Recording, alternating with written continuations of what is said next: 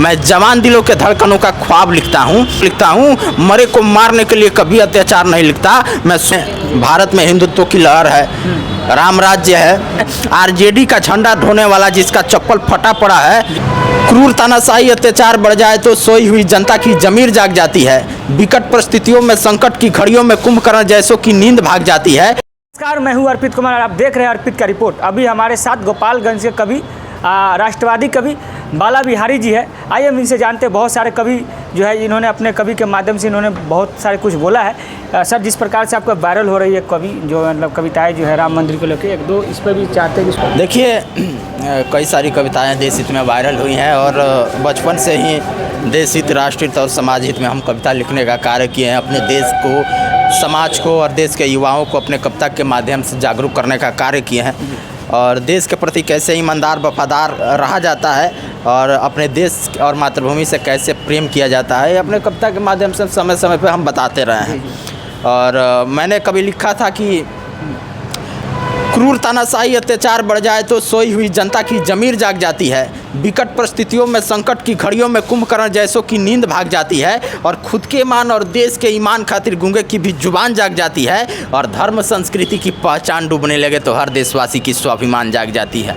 और मैं तो अपने दिल में देशभक्ति रखकर बोलता हूँ, गद्दारों की आवाज़ से घायल होकर बोलता हूँ और देश प्रेम का जुनून ऐसा है कि कवि होकर एक क्रांतिकारी की भाषा बोलता हूँ।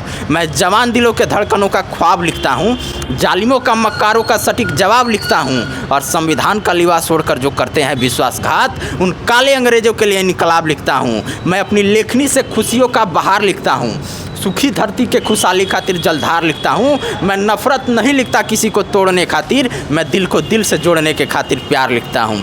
कि जिसने भी रखा है ईमान को बचा कर संभाल कर, उसके स्वाभिमान के रक्षा हेतु एतबार लिखता हूँ। मरे को मारने के लिए कभी अत्याचार नहीं लिखता, मैं शोषित, वंचित, कुपोषित समाज का अधिकार लिखता हूँ। आप कब से सर लेखनी लिख रहे हैं? देखिए, 2018 में हमारी कविता वायरल हुई थी राम मंदिर पे और राम मंदिर पे हमने कई सारे हमारे वीडियो हैं, कविता है जो आपको सोशल मीडिया पे मिल जाएंगे। तो वायरल हुई थी तो 2018 में हमको पहचान मिली और यूट्यूब पे काफ़ी लोग हमको फॉलो करते हैं, देखते हैं, सुनते हैं। जी सर, जिस प्रकार से अभी आप भारतीय जनता पार्टी में आए हैं, क्या लगता है कि क्या मतलब क्या मकसद था भारतीय जनता पार्टी? देखिए, भारतीय जनता पार्टी राष्ट्रवादियों की पार्टी है और हम शुरू से ही एक सेवक के तर्ज पे काम किए हैं या अपने मातृभूमि के लिए, देश के लिए, जनता के लिए एक सेवक के रूप में कार्य किए हैं। और हमें भारतीय जनता पार्टी का चुनाव हमने इसलिए किया कि हमें लगता है कि हम इस पार्टी में लोगों का सेवा कर पाएंगे अच्छे से और अगर पार्टी हमको मौका देगी तो पार्टी के उम्मीदों से 100 कदम आगे जा कर के कार्य करेंगे और देश में एक नए राजनीति की शुरुआत करेंगे हम। सर, जिस प्रकार से तेजस्वी यादव जी जो है हिंदू पे मतलब बोलेंगे, जब हिंदू खतरे में कैसे है, जब प्रधानमंत्री हिंदू है, राष्ट्रपति हिंदू है और कर्नल जो है हिंदू है, इसको कैसे देखिए, आज पूरे देश में, भारत में हिंदुत्व की लहर है, राम राज्य है और राम राज्य में सभी धर्म जाति के लोग, हिंदू हो, मुस्लिम हो, सिख हो, ईसाई हो, सभी लोग फले हैं, फूले हैं और फलेंगे, फूलेंगे। किसी को कोई तकलीफ़ नहीं है। ये देश सबका सम्मान करती है। हमारे प्रधानमंत्री जी सबके साथ और सबके विश्वास की बात करते हैं, सबके विकास की बात करते हैं।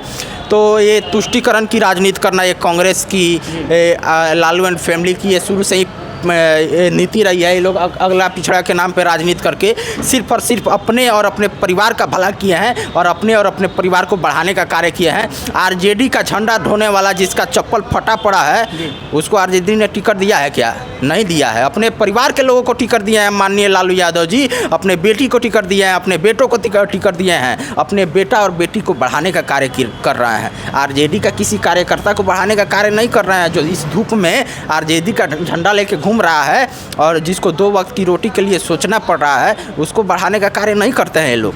तो इस बात को समझिए। सर, परिवारवाद पर भी क्या आपने अपने लिखने? ये लोग परिवारवादी हैं। ये शुरू से ही इन लोगों ने देश को लूटने का कार्य किया है। भ्रष्टाचार, अपराध, आतंक का ऐसा ये लोग जहर घोले हैं कि पूरे बिहार को त्रस्त करने का कार्य किए थे। और लालू यादव जी के शासनकाल में आपने देखा होगा कि 4 बजे के बाद से लोग अपने घरों से निकलने से डरते थे। ऐसा माहौल पैदा किया था लालू जी ने और अगला और पिछड़ा के नाम पर इतना भयानक और दर्दनाक राजनीति किए लालू यादव जी कि पूरे बिहार को त्रस्त कर दिए और उन लाखों लोगों की हत्याएं करवाए, नरसंहार करवाए ये बिहार में, जो निर्दोष थे, जिन निर्दोष और बेकसूर लोगों को अगला और पिछड़ा और जात पात के राजनीति में घोल करके दर्दनाक तरीके से मार दिया गया। सर आप भी आते हैं कहीं ना कहीं गोपालगंज से, जहाँ से लालू यादव जी आते हैं। जी बिल्कुल आते हैं। गोपालगंज के लिए क्या कुछ किया? गोपालगंज के लिए और पूरे बिहार के लिए उन्होंने बस एक ही चीज़ किया है कि वो बिहार में आतंकवाद, लूट, नक्सलवाद, माओवाद का फैक्ट्री लगाने का कार्य किए हैं, बस यही। और उनकी बेटियां जो है रोहिणी आचार्य और मीसा भारती जी चुनाव लड़ रही है, क्या कहिएगा? इस पर हम यही कहेंगे कि परिवार को बढ़ाने का कार्य कर रहे हैं, परिवारवादी लोग हैं, परिवारवादी सोच है। बिहार की जनता बहुत समझदार है, इस पर सोचेगी और सोच समझ के निर्णय लेगी। चलिए सर, जाते जाते कोई एक अच्छा सा बना दीजिए सर कविताएं। देखिए, जो बात बंधन में है वो गठबंधन में खुल जाएगी, बड़ी जल्दी इनकी पोल भी खुल जाएगी। हमने देखा है बाघों को भी पूंछ उठाकर भागते हुए, शेर के साथ जंग में आने दीजिए, इनकी औकात भी खुल जाएगी। बहुत अच्छा, बहुत बहुत धन्यवाद। तभी हमारे साथ बालाजी थे, जो बहुत ही अच्छा कविताएं लिखते हैं और कविताएं कहते भी हैं। तो देख रहे थे, कैसा लग रहा है? आप अपना राय प्रतिक्रिया जरूर बताइएगा कमेंट बॉक्स में। आप देख रहे हैं अर्पित का रिपोर्ट पटना से।